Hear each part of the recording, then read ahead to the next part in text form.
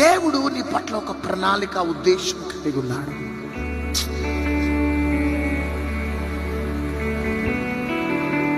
కానీ అకస్మాత్తుగా ఏం జరిగింది?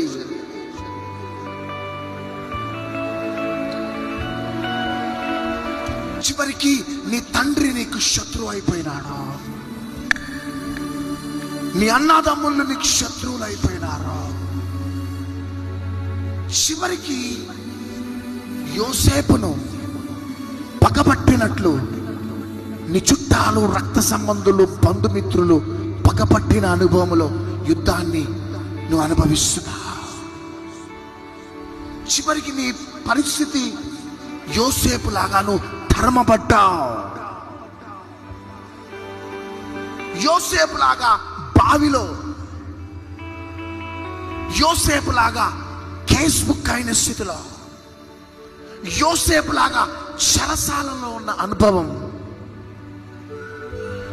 ఉరామాషాకట తలాదియానా రేందేనే మెషియాలా. ప్రభు, నీవిచ్చిన దర్శనం ఏమైందయ్యా? అయ్యా,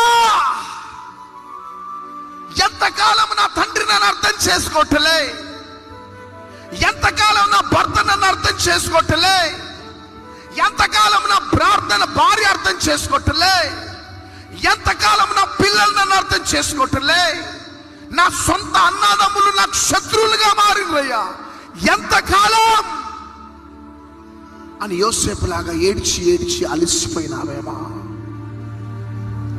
కానీ 13 సంవత్సరాల తర్వాత యోసేపు యుద్ధ కాలం ముగించబడ్డది.